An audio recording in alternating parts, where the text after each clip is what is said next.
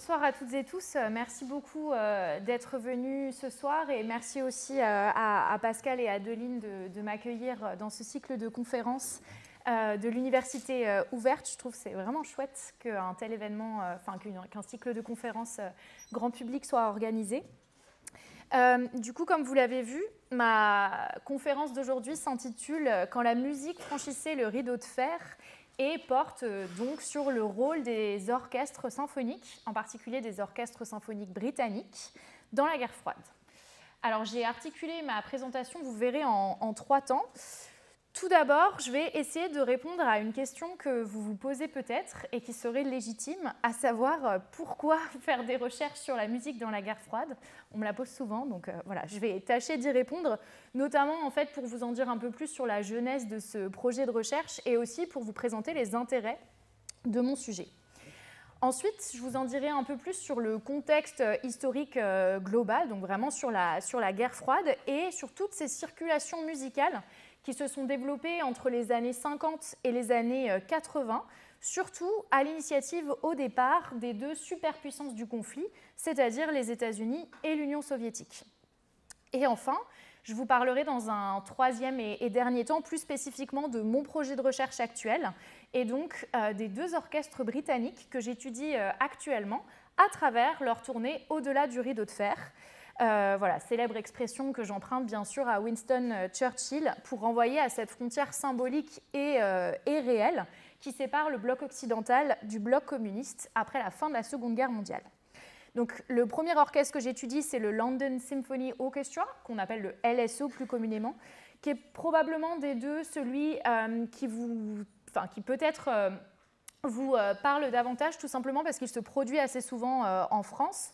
Et le deuxième, c'est le London Philharmonic Orchestra, le LPO, qui pour le coup se produit un peu moins en France, en tout cas pas trop ces dernières années, donc que vous connaissez peut-être un peu moins. Alors, tout d'abord, pourquoi faire des recherches sur la musique dans la guerre froide ? Quand on m'interroge sur mes recherches, j'ai tendance à dire un peu par souci de facilité ou abus de langage aussi, que je travaille sur l'histoire de la guerre froide. Ce n'est pas tout à fait vrai. En réalité, la guerre froide, et plus particulièrement, comme je suis historienne du Royaume-Uni contemporain, c'est le contexte sur lequel je travaille, mais dans lequel j'étudie ce qui est en fait mon véritable objet d'étude, à savoir la diplomatie culturelle. Alors, s'intéresser à la diplomatie culturelle, c'est tout d'abord, bien sûr, s'intéresser aux liens entre culture et relations internationales. En effet, la diplomatie culturelle repose sur l'idée que la culture peut permettre de peut-être renforcer les relations interétatiques, par exemple à travers la promotion de la coopération culturelle internationale. Dans une perspective plus politique aussi, la diplomatie culturelle, c'est l'usage que fait un État de la culture dans le but d'accroître son influence sur la scène internationale. Et c'est pourquoi j'ai beaucoup travaillé auparavant, et notamment c'est là-dessus que j'ai fait ma thèse de doctorat, sur le British Council, qui est, je ne sais pas si vous connaissez, mais c'est l'organe principal de diplomatie culturelle britannique, qui propose notamment des cours d'anglais au public étranger, qui organise tout un tas de manifestations culturelles à destination des publics étrangers, avec cette idée qu'il faut faire rayonner la langue anglaise et la culture britannique en dehors des frontières du Royaume-Uni. Donc exactement la même démarche que ce que fait par exemple l'Institut français pour nous ou le réseau des alliances françaises.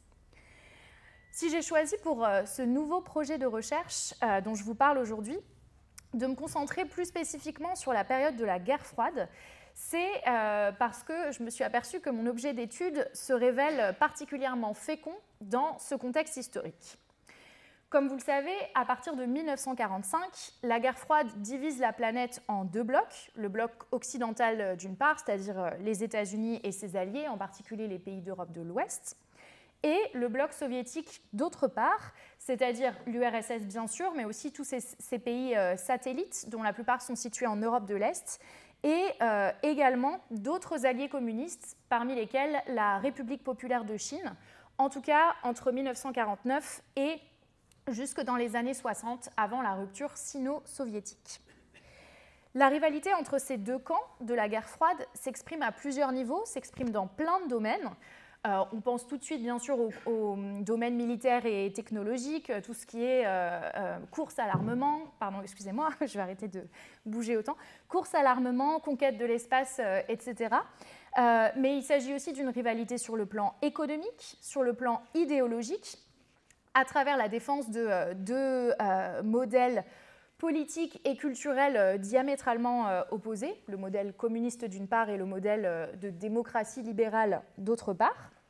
Mais, et c'est ça qui m'intéresse, la guerre froide prend aussi la forme d'une rivalité dans la sphère culturelle, comme le montrent ces dernières années, donc depuis le début des années 2000 en particulier, un nombre croissant d'études historiques sur les enjeux culturels de la guerre froide. C'est donc un nouveau champ de recherche. Voilà, je vous mentionne deux ouvrages majeurs à cet égard, The Dancer Defect d'un historien anglais, David Coates, et Parting the Curtain d'un historien américain, Walter Hickson. Pourquoi? Que montrent ces historiens? Que pendant la guerre froide, toutes les disciplines artistiques, donc que ce soit le cinéma, la littérature, la peinture, la musique, la danse, les arts du spectacle, bref, toutes les disciplines artistiques, sont mobilisées et deviennent véritablement des armes culturelles mises au service de la stratégie des gouvernements des pays occidentaux et des pays de l'Est, qui investissent d'ailleurs des sommes considérables dans cette offensive culturelle, dont les objectifs sont multiples et plus ou moins ouvertement politiques. Et c'est bien ça qui m'intéresse. En plantant le contexte dans ces termes, j'ai voulu d'emblée mettre l'accent sur ce qui est au cœur de mes recherches, c'est-à-dire cette tension inhérente au conflit de la guerre froide entre culture et politique. En fait, il faut vous figurer cette relation entre culture et politique comme une sorte de spectre qui s'étend du simple échange culturel entre deux pays, dont le but peut être d'encourager le dialogue, la coopération culturelle entre plusieurs pays, ou bien, un cran plus politique, de représenter, promouvoir la grandeur de la nation. C'est par exemple ici ce qui se joue, c'est pour ça que j'ai choisi cette photographie du célèbre violoncelliste Rostropovitch, du soliste russe Rostropovitch. C'est ça qui se joue quand il participe, par exemple, comme ici, en 1968, à un festival de musique classique organisé au Royaume-Uni, organisé par la BBC, c'est les célèbres proms que vous connaissez peut-être, accompagné par l'Orchestre national soviétique dans un programme de musique russe et d'Europe de l'Est. Pourquoi on financerait un truc pareil? C'est l'occasion pour les Russes de montrer les prouesses musicales des artistes russes auprès du public britannique et donc implicitement de souligner le rayonnement de la culture russe et la grandeur de l'Empire soviétique. À l'autre bout du spectre, donc je reviens sur cette tension entre culture et politique, là où c'est le plus politique, on trouve bien sûr la propagande pure et simple, c'est-à-dire l'instrumentalisation totale de la culture à des fins politiques, avec pour but d'influencer la manière de penser des populations visées, tout à fait à la manière de ce que décrit George Orwell dans son roman 1984. Donc ici, on pense par exemple aux posters de propagande si caractéristiques de la guerre froide, comme celui que j'ai choisi ici, qui tente de promouvoir le tourisme en URSS en 1963. Il n'y avait pas beaucoup de tourisme en URSS en 1963, en mettant l'accent sur les prouesses technologiques soviétiques, parce que comme vous le savez sûrement, l'URSS est parvenue à envoyer le premier homme dans l'espace en 1961.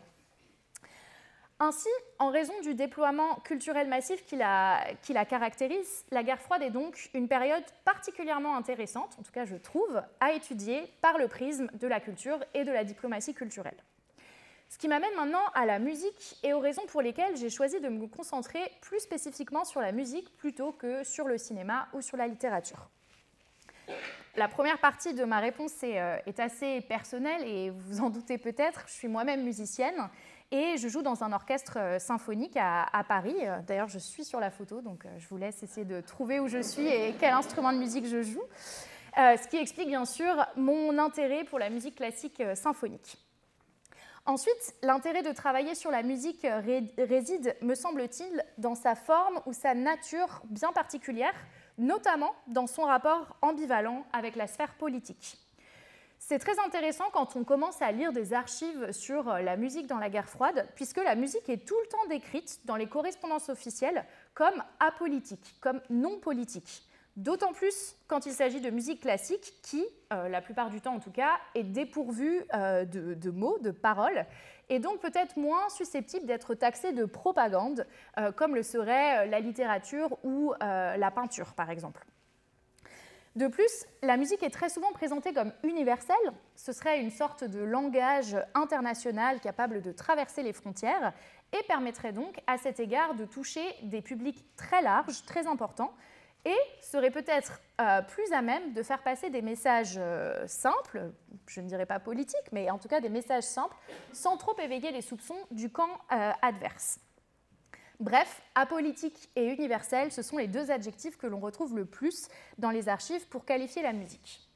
En réalité, on s'aperçoit très vite que la musique, au même titre que les arts, tous les arts et les autres formes culturelles, joue bel et bien un rôle très politique durant la guerre froide, ne serait-ce qu'à travers le déploiement diplomatique et sécuritaire massif dont la moindre tournée d'un artiste, d'un ensemble musical, d'un orchestre symphonique au sein du bloc adverse peut faire l'objet. Absolument rien n'est laissé au hasard au moment d'une tournée d'un orchestre, que ce soit l'itinéraire emprunté, le choix du lieu de représentation, les œuvres jouées, j'y reviendrai, la composition du groupe, la sélection du soliste, la sélection du chef d'orchestre également, bref, tout est calculé pour projeter la meilleure image possible du pays organisateur et donc peut-être permettre d'initier, en marge des concerts, un dialogue diplomatique entre les deux puissances concernées. D'ailleurs, c'est assez intéressant de se rendre compte que les tournées sont très étroitement encadrées. Il y a des agents secrets et du personnel de renseignement dans tous les sens qui accompagnent les tournées. Il n'y a donc bel et bien rien du tout de apolitique, mais tout est bien politique. Et c'est ce décalage entre discours et réalité qui m'a au départ interpellée. Enfin, tout cela se reflète aussi dans la quantité de sources disponibles, puisque quand on est historien, historienne, on travaille à partir des archives qui sont disponibles, qui viennent aussi déterminer ce sur quoi on peut ou non travailler. Et quand je me suis rendue aux archives nationales du Royaume-Uni, où je travaille depuis plusieurs années déjà, que vous voyez sur la photo ici, je me suis rendu compte qu'il y avait une très grande quantité de sources disponibles.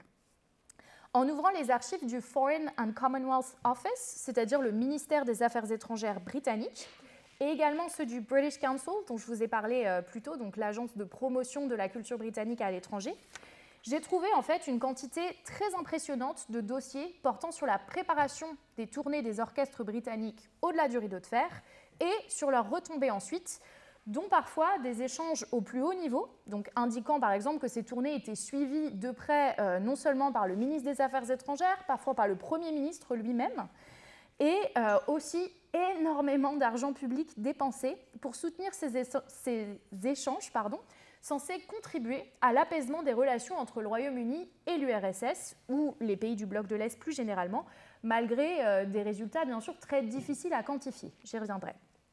En d'autres termes, je me suis posé cette question, est-ce que vraiment, quand le public russe entend la musique britannique jouée par le London Symphony Orchestra, tout d'un coup, il se range aux valeurs occidentales, aux idées occidentales? Bien sûr, c'est un peu plus subtil que cela, et c'est ça que j'ai voulu essayer de comprendre, et c'est ça que j'étudie dans mes travaux. Alors, c'est surtout à partir des années 50 que les puissances de la guerre froide se lancent dans la diplomatie culturelle de manière générale, et donc aussi dans la diplomatie musicale plus spécifiquement. En 1954, le département d'État des États-Unis, c'est-à-dire le ministère des Affaires étrangères nord-américain, lance un vaste programme d'événements culturels permettant de financer les tournées internationales de milliers de musiciens et musiciennes, notamment dans les pays du bloc communiste et dans les pays dits du Sud global. Donc c'est le nom que l'on donne aujourd'hui aux États qui, dans ces années-là, étaient dans leur processus d'indépendance ou nouvellement indépendants, dont, à la période de la guerre froide, l'allégeance à l'un ou l'autre bloc du conflit devient évidemment un enjeu majeur de la guerre froide. Il y a un terrain à prendre, en quelque sorte. Dans le cadre de ce programme, les musiciens nord-américains sont officiellement sponsorisés par le gouvernement et donc deviennent véritablement des ambassadeurs pour leur pays. Je pense ici par exemple au trompettiste de jazz Louis Armstrong, que vous voyez sur la photo, qui se produit à partir des années 50 à travers le monde entier, sur ordre et sur budget du gouvernement des États-Unis. Vers la fin des années 50, plusieurs accords entre l'URSS et les pays occidentaux sont conclus. Les États-Unis signent avec l'URSS en particulier un accord d'échange culturel en janvier 1958 qui prévoit à nouveau l'envoi de nombreux musiciens et artistes de part et d'autre du rideau de fer, et donc par le biais de cette institutionnalisation croissante des échanges, aussi une plus grande réciprocité des échanges. Là, il y a des artistes qui voyagent dans les deux sens. Donc, fin des années 50 et surtout au cours des années 60, les tournées musicales se multiplient. Et aux larges tournées du Bolchoï et des chœurs de l'armée rouge en Europe de l'Ouest et en Amérique du Nord répondent les concerts des plus grands orchestres symphoniques et jazzmen états-uniens à travers toute l'Union soviétique. Bien sûr, on s'en doute, le rythme de ces circulations musicales fluctue au cours de la période, notamment au gré des périodes d'apaisement et de tension qui ponctuent la guerre froide. Notamment la principale phase de détente, c'est-à-dire la phase qui s'étend de 1963, juste après la crise des missiles de Cuba, jusqu'à la fin des années 70, se révèle particulièrement propice aux échanges musicaux entre Est et Ouest. Pour autant, c'est intéressant de se rendre compte que les moyens déployés par les deux superpuissances ne sont pas forcément les mêmes. Ils ne mettent pas forcément l'accent sur les mêmes choses. Tandis que les autorités soviétiques financent en priorité ce qui, dans leur imaginaire, incarne la splendeur de la tradition russe, en particulier la musique classique et le ballet, surtout. Je pense que dès qu'on pense Russie, on pense très vite au Bolchoï, au ballet, il y a aussi l'orchestre, mais au ballet. Les Américains, eux, s'appuient sur le jazz, un genre musical proprement américain et qui incarne, de par sa grande liberté formelle fondée par exemple sur l'improvisation, pour eux, incarne la liberté du modèle occidental. Et donc c'est là-dessus qu'ils s'appuient pour faire la promotion des États-Unis à l'étranger. De plus, c'est assez intéressant de voir qu'ils s'appuient sur le jazz, puisqu'on est à une période où les États-Unis sont bien sûr aussi la cible de critiques sur la scène internationale pour leur politique raciste et ségrégationniste. Et donc, pour eux, sponsoriser les tournées de jazzmen, dont la grande majorité sont noirs, participe aussi à la projection à l'étranger d'une image très positive du pays, c'est-à-dire l'image d'un pays plus inclusif qu'il ne l'est réellement. En tout cas, chaque camp s'appuie très largement sur ses stars, ou en tout cas ses meilleures virtuoses pour éblouir les publics étrangers. Si on regarde un peu les personnalités qui sont envoyées de part et d'autre du rideau de fer, par exemple, qu'est-ce que les musiciens nord-américains Bernstein, qui est, comme vous le savez peut-être, chef d'orchestre de l'Orchestre Philharmonique de New York et aussi célèbre compositeur de West Side Story, et Duke Ellington, un pianiste de jazz très connu, tous deux choisis par le gouvernement des États-Unis pour se produire en URSS, respectivement en 1959 et en 1971, ont en commun. Qu'est-ce qu'ils ont en commun ? Bien sûr, leur immense talent, le fait qu'ils sont déjà très célèbres aux États-Unis, mais aussi au-delà des frontières du pays, mais surtout, et c'est assez intéressant, ils ont en commun leur charisme et aussi leur star power, je ne sais pas trop comment le formuler autrement, qui assure aux États-Unis que leurs tournées rencontreront le succès attendu et permettront donc un véritable retour sur investissement, en termes financiers certes, mais surtout en termes de prestige et d'influence. Ainsi, à l'issue de la tournée du Philharmonique de New York, donc dirigée par Bernstein en 1959 en URSS, un article paraît dans le Time Magazine, intitulé, comme vous le voyez ici, « Music, a Trip to Remember ». Et je vais vous en lire un extrait pour illustrer ça. Donc, la traduction est de moi, je vous l'ai traduit en français. C'était une journée que Leonard Bernstein n'était pas prêt d'oublier, tout comme son public. La semaine dernière à Moscou, lors du 4e des 18 concerts prévus en Russie dans le cadre de la tournée mondiale de l'Orchestre Philharmonique de New York, Lenny, surnom affectueux, a célébré son 41e anniversaire en brisant la tradition musicale soviétique et, à l'exception de quelques critiques émanant du gouvernement soviétique, il s'en est sorti indemne, tel un héros. Une révolution musicale. Jamais auparavant, un chef d'orchestre en Russie n'avait donné une conférence à son public depuis le podium. Mais Bernstein, parce que c'est Bernstein, voulait que tout le monde connaisse les subtilités de l'œuvre The Unanswered Question, œuvre composée par le compositeur américain Charles Ives en 1908, donc interprétée par l'orchestre à cette occasion. Et, avec l'aide d'un traducteur, il a donné une brève conférence avant de diriger ses musiciens dans cette pièce complexe et dissonante. L'effet fut électrique. Les applaudissements furent si nourris que Bernstein la rejoint une seconde fois. Le ministère de la Culture soviétique s'est plaint que Bernstein violait toutes les traditions et semblait quelque peu prétentieux. Mais ce n'était qu'un murmure perdu parmi les acclamations. Lors des 5 concerts de la semaine dernière, Bernstein a conquis Moscou. Le compositeur Khachaturian s'est empressé de serrer la main de Bernstein après les représentations, a fait l'éloge de ses performances dans le journal officiel du gouvernement et a particulièrement salué la symphonie numéro 2 de Bernstein. Après avoir entendu son interprétation de la 5e symphonie de Shostakovich, un autre grand compositeur russe, Kabalevski a déclaré « Je n'ai jamais entendu une meilleure interprétation ». Alors, pourquoi j'ai choisi cet article pour illustrer cette idée du star power et de son efficacité dans ce qui se joue pendant la guerre froide? Déjà parce que cet article suggère que, très clairement, le succès de Bernstein tient non seulement à la qualité des concerts qu'il a dirigés, mais surtout à sa capacité à connecter avec le public russe. Il s'adresse directement aux spectateurs. D'ailleurs, c'est assez intéressant de voir que l'orchestre, l'article mentionne à peine l'orchestre. On dirait que c'est Bernstein tout seul qui a fait le concert. Comme vous en doutez, il y avait une centaine de musiciens sous sa baguette, mais on en parle à peine. Deuxième chose, il y a des références à son côté révolutionnaire. Il met à mal les traditions russes sous les applaudissements du public. Et ici, l'humiliation des autorités soviétiques se lie un peu dans ce décalage entre les critiques officielles et la consécration totale du public russe. Et enfin, ce star power et cette efficacité de sa tournée est aussi due à la reconnaissance de son talent parmi ses pairs, c'est-à-dire ses homologues russes, ici les compositeurs Khachaturian et Kabalevski. Bref, les deux superpuissances cherchent donc à rivaliser de prouesses musicales au cours de la période, et chaque tournée musicale est très largement médiatisée. Le but de la manœuvre étant précisément de gagner la bataille culturelle en charmant le public du camp adverse. D'ailleurs, certains événements musicaux viennent véritablement matérialiser l'idée de compétition centrale à l'opposition des deux superpuissances de la guerre froide à travers des moments de victoire et des moments de défaite.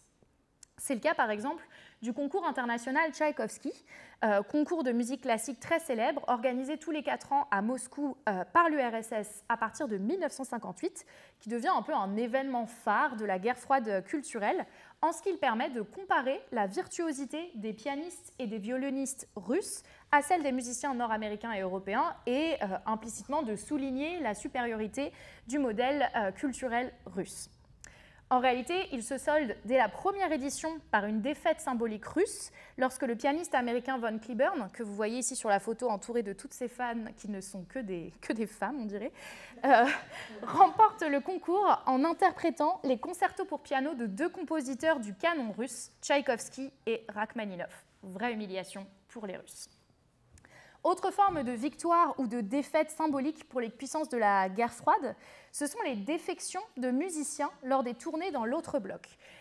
Ici, les historiens notent très clairement un gros déséquilibre entre l'URSS et le monde occidental, puisque ce sont surtout des cas d'artistes russes qui sont passés à l'Ouest, qui ont été documentés beaucoup plus que l'inverse. Il y en a dans l'autre sens aussi, mais c'est quand même plus rare. Et qui constituent ces défections évidemment une humiliation énorme pour le pays émetteur, et à l'inverse un gain culturel et musical du coup, mais aussi un gain en termes de prestige pour le pays d'accueil. Je le mentionne ici parce que ce n'est pas anecdotique. Il y en a eu beaucoup sur la période. Certaines étaient d'ailleurs complètement romanesques, puisqu'il n'était pas toujours évident d'échapper au contrôle, par exemple, du KGB qui encadrait chaque tournée de musiciens. Ma préférée, c'est probablement celle de 1985, lorsque, après avoir participé au festival de Lucerne, l'orchestre de la Staatskapelle, je ne parle pas bien allemand, je ne parle pas allemand, de Dresde rentre de l'Allemagne de l'Est sans aucun de ses contrebassistes, qui sont tous restés derrière. Le cas le plus célèbre est en tout cas très certainement celui du chorégraphe russe Nouriev, que vous voyez sur la photo ici, qui en 1961, à l'issue d'une tournée en France, parvient au dernier moment à échapper au KGB juste avant de monter dans l'avion au Bourget et demande l'asile politique aux autorités françaises. En tout cas, s'il est peut-être difficile de savoir qui finit par gagner au terme de la guerre froide la bataille musicale, malgré ces quelques critères tangibles que j'ai déjà essayé de mettre en avant ici, J'aime à penser que c'est sûrement la musique elle-même qui est la grande gagnante de cette opposition culturelle en vertu de l'effervescence musicale que cette période a constituée. Alors, je vais passer du coup maintenant que j'ai planté le décor à mes deux orchestres britanniques plus spécifiquement. En effet, ces circulations musicales entre l'Est et l'Ouest que je viens de décrire ne restent pas l'apanage des États-Unis et de l'URSS. Les autres acteurs de la guerre froide, en particulier la République populaire de Chine, mais aussi les nations d'Europe de l'Ouest, les nations d'Europe de l'Est, prennent également part à ces circulations musicales internationales et financent les tournées de leurs musiciens. Et je crois que c'est vraiment important de le mettre en valeur, car cela permet aussi de mettre en perspective la bipolarité du conflit de la guerre froide, qui, pendant très longtemps, a été étudié par les historiens et historiennes, soit du point de vue américain, soit du point de vue russe, mais on s'intéresse un peu moins aux autres puissances de la guerre froide, la France, le Royaume-Uni, les nations nouvellement indépendantes. Et de plus en plus, il y a des historiens et historiennes qui s'intéressent donc au rôle des autres puissances dans ce conflit mondial. Par exemple, pour souligner l'agentivité des pays européens, mais aussi parfois pour pointer du doigt des dynamiques divergentes au sein de chaque bloc, au sens où les objectifs de politique étrangère du Royaume-Uni, par exemple, ne sont pas toujours parfaitement alignés sur ceux des États-Unis, malgré leur appartenance au même bloc occidental. En 1959, donc juste après les États-Unis l'année précédente, le Royaume-Uni signe lui aussi un accord avec l'Union soviétique pour promouvoir les échanges culturels et scientifiques. Et l'objectif affiché de cet accord culturel très ambitieux est bel et bien politique, puisqu'il s'agit de, je cite l'accord, promouvoir l'amélioration des relations diplomatiques entre les deux États et ainsi contribuer à apaiser les tensions internationales. Vaste programme.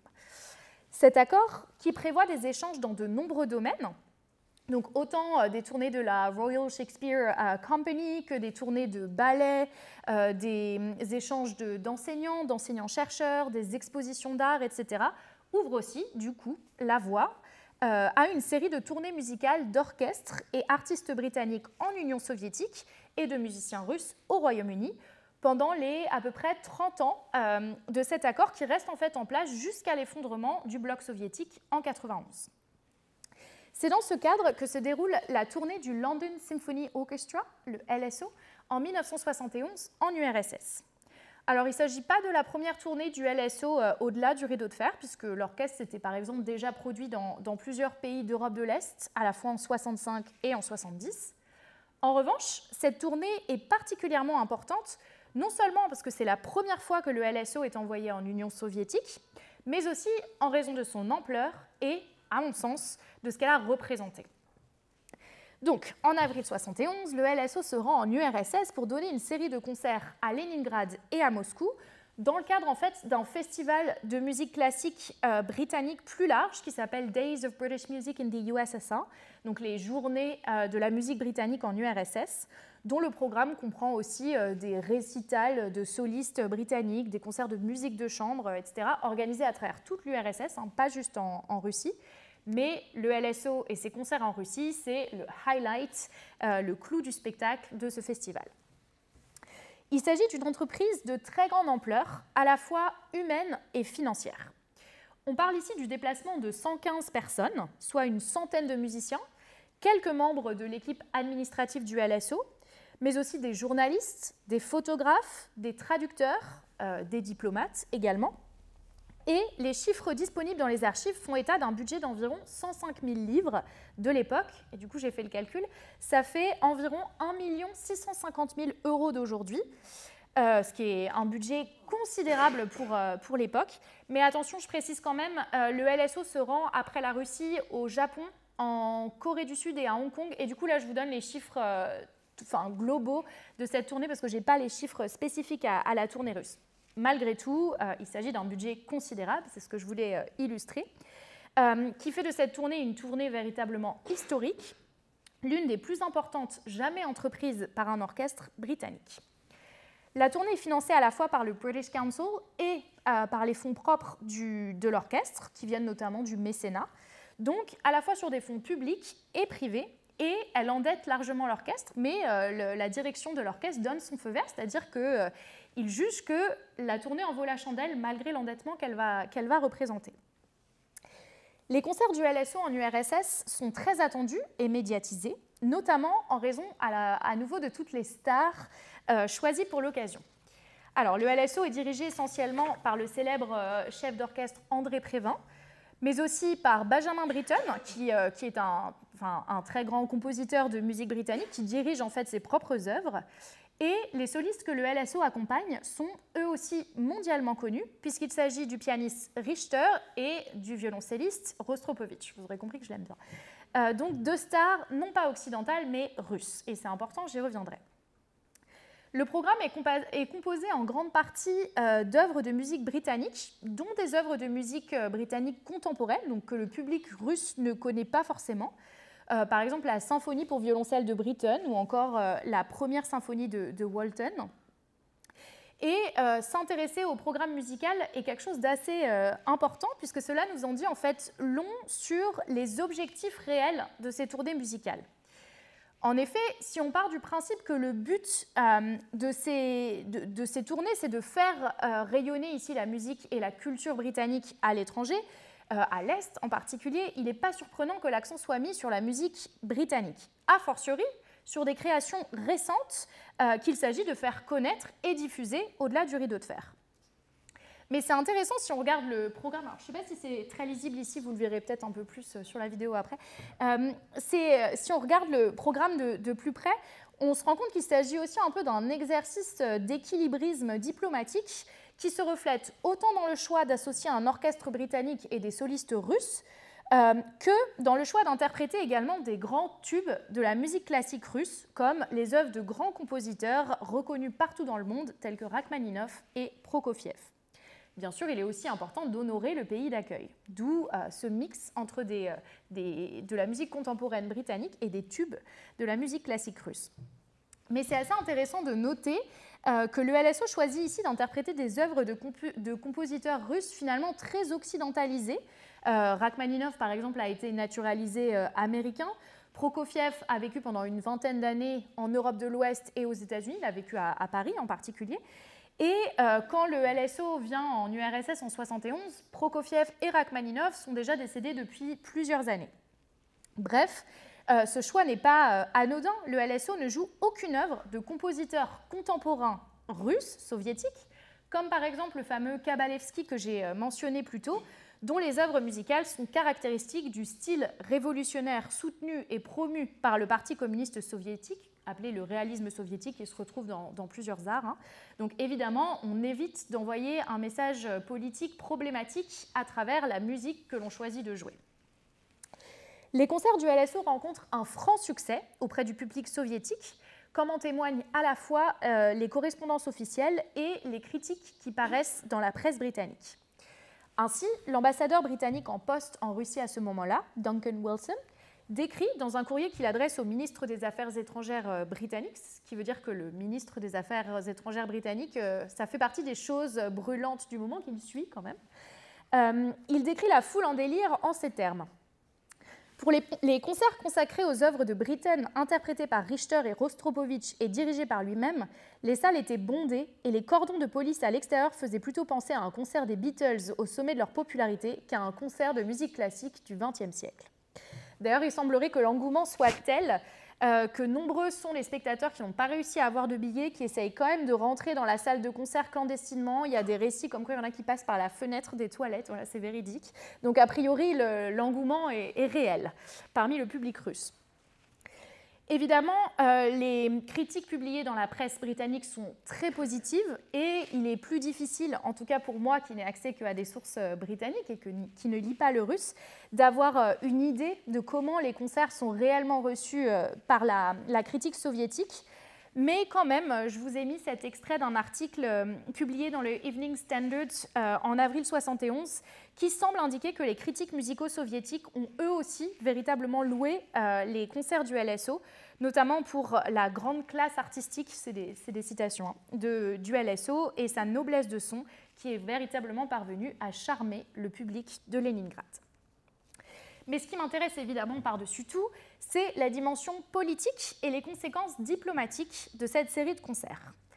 La participation de Rostropovitch au concert du LSO revêt déjà en soi une dimension très politique. Le violoncelliste russe boycotte depuis plusieurs années déjà les salles de concert du pays, donc il refuse d'y jouer, notamment en signe de protestation contre le traitement réservé au célèbre dissident Solienistine et sa participation, qui manque ici de causer vraiment une crise diplomatique entre le Royaume-Uni et l'URSS, est finalement perçue comme une victoire diplomatique britannique qui parvient à véhiculer l'image d'une nation ouverte et respectueuse de ses artistes, donc qui aussi instrumentalise la participation de Rostropovitch à ces concerts.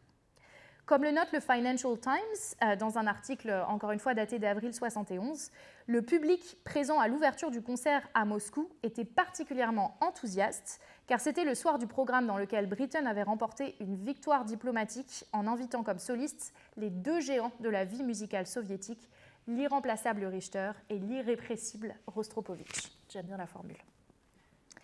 De plus, les concerts du LSO sont marqués par une présence officielle importante. Des hauts dignitaires soviétiques comme le maire de Leningrad, la ministre de la Culture soviétique, le ministre des Affaires étrangères y assistent. Il y a aussi de nombreuses réceptions officielles qui sont organisées en marge des concerts, soit par les autorités soviétiques, soit qui se tiennent à l'ambassade du Royaume-Uni. Et ces moments de festivité permettent aussi de rassembler les musiciens, les diplomates et les personnalités politiques.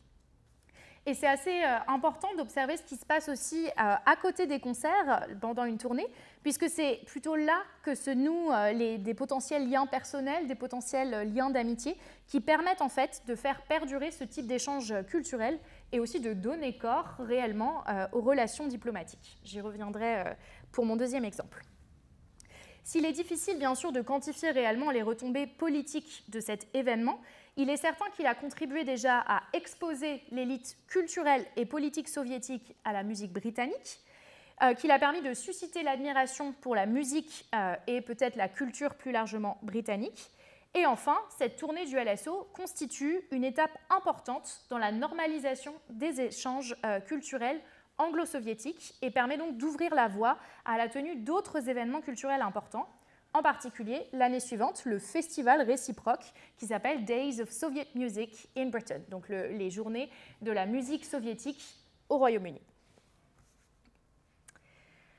Alors que la tournée du LSO en URSS en 1971 permet de renforcer les liens culturels anglo-soviétiques existants et entre véritablement dans le cadre de l'accord de coopération culturelle déjà existant, les échanges entre le Royaume-Uni et la Chine ne sont pas du tout institutionnalisés au moment où le LPO, le London Philharmonic Orchestra, s'y rend en 1973.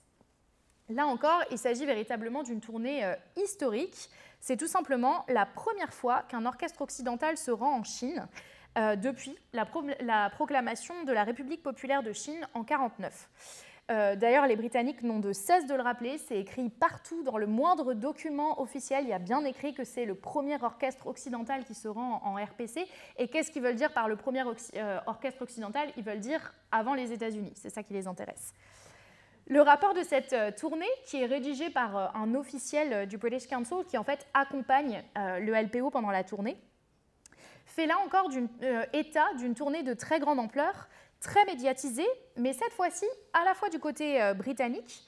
On apprend par exemple qu'une équipe de la BBC accompagne l'orchestre et réalise ensuite un film sur la tournée qui s'appelle The Red Carpet et sur lequel j'essaye désespérément de mettre la main. Donc si vous avez des connexions avec la BBC, je suis preneuse. Mais aussi très médiatisé du côté chinois. Et c'est intéressant puisque donc, déjà le gouvernement chinois diffuse à la télévision et à la radio chaque concert du LPO et ça laisse entendre que cette tournée est historique pour le Royaume-Uni, mais probablement aussi pour la Chine. Le LPO est dirigé par John Pritchard, qui est en fait l'ancien directeur musical de l'orchestre, qui revient pour l'occasion.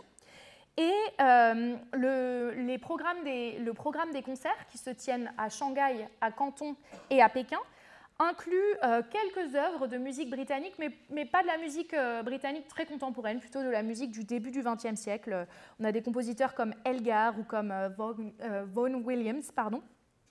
Et aussi des grands tubes de la musique classique occidentale, donc des grandes symphonies et concertos classiques, le concerto pour violon de Brahms ou la 7e symphonie de Beethoven, par exemple. Pareil que pour le LSO, la tournée rencontre un franc succès et les concerts sont très bien accueillis par la critique. Sur la photo que vous voyez ici, alors je suis désolée, elle est un peu tordue, donc c'est des photographies que j'ai réussi à trouver dans les archives du LPO, auxquelles j'ai pu avoir accès en contactant des gens de l'orchestre. On voit un des concerts où il y a la soliste qui joue du violon dans le concerto pour violon de Brahms, qui s'appelle Ida Endel et qui est donc accompagnée par le LPO. Et tout au-dessus, il y a une bannière écrite en chinois sur laquelle on peut lire « Bienvenue au London Philharmonic Orchestra » dans le cadre de leur tournée en Chine.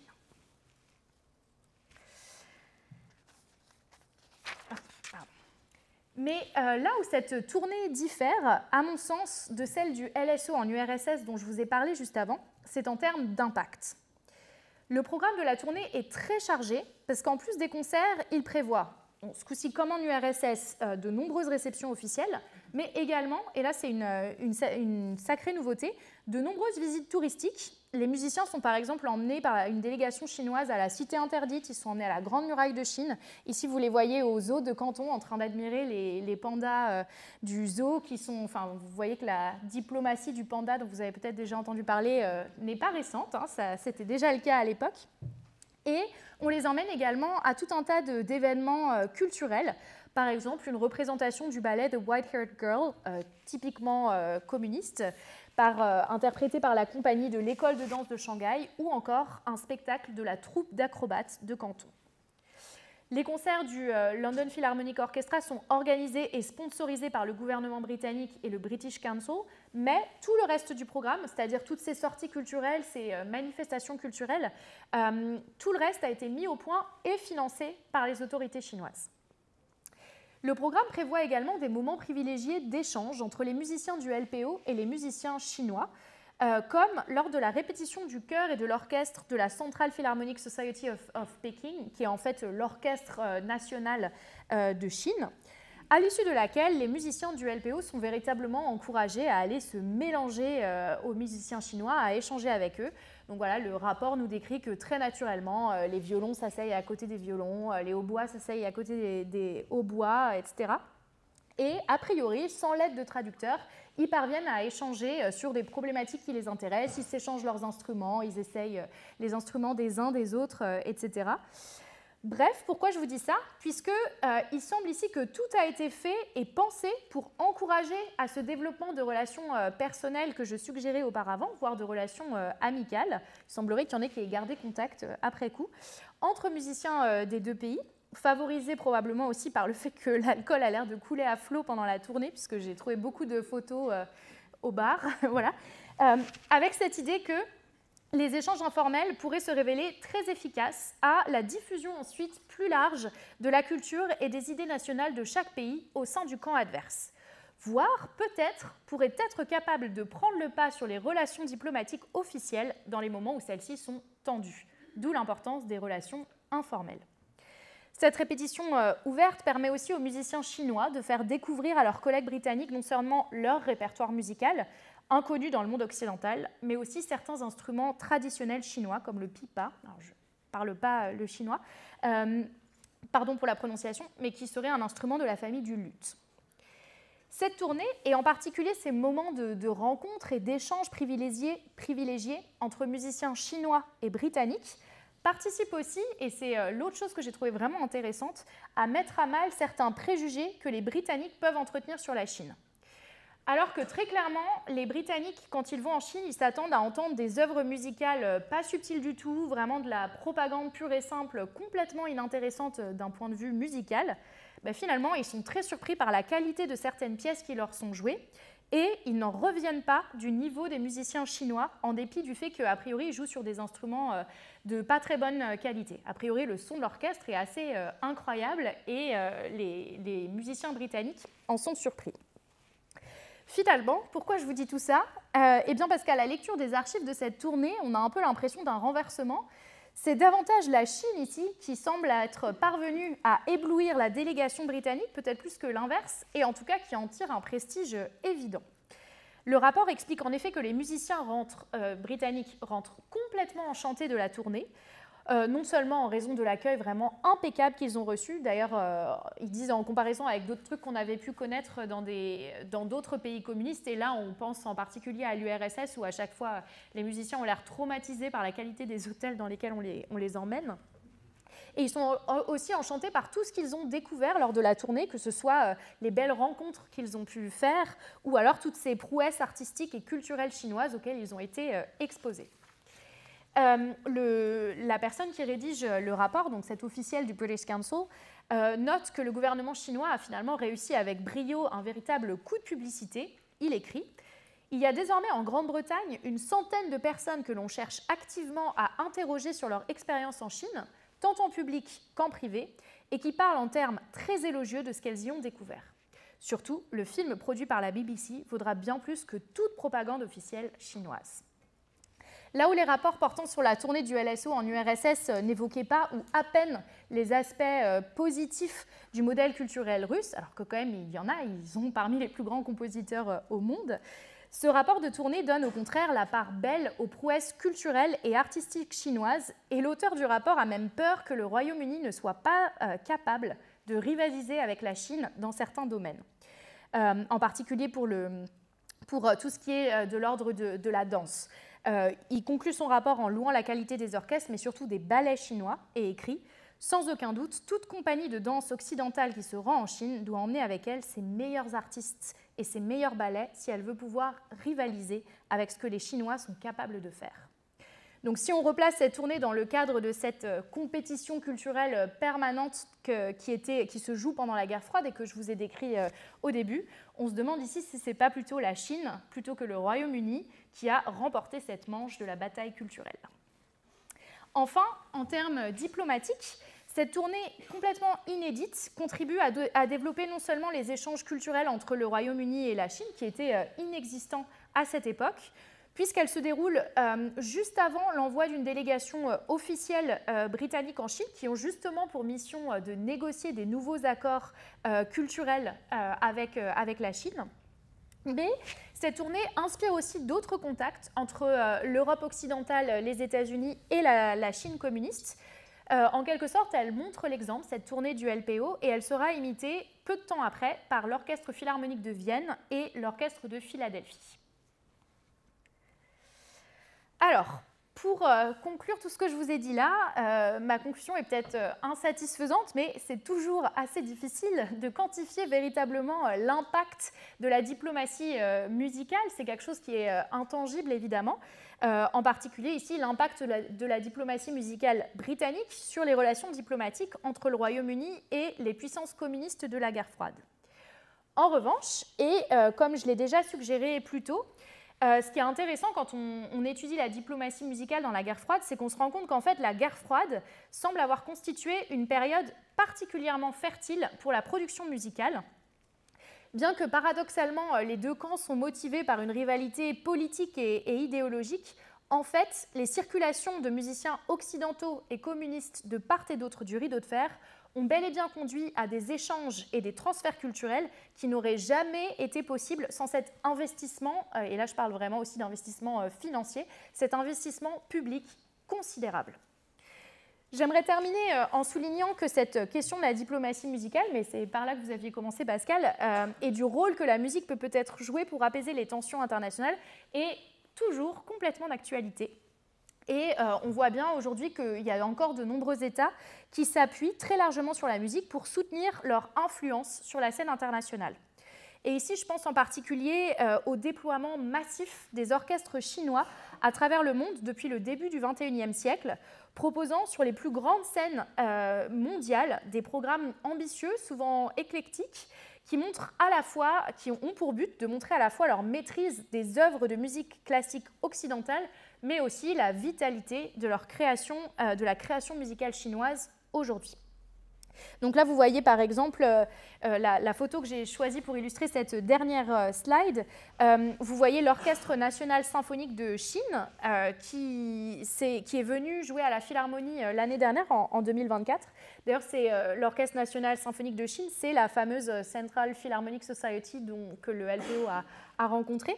Et le programme proposé à la Philharmonie en 2024 incluait à la fois le Boléro de Ravel et deux œuvres de musique contemporaine chinoise, le Chant du Phénix de Ren Tongxiang, donc un compositeur chinois, et la Pasakai de Tan Dun, qui est en fait aussi le chef d'orchestre que vous voyez ici, dans laquelle la soliste, pareil que vous voyez sur la photo, joue ici un instrument traditionnel chinois, le suona, donc montrant aussi cette capacité à mixer deux héritages musicaux complètement différents.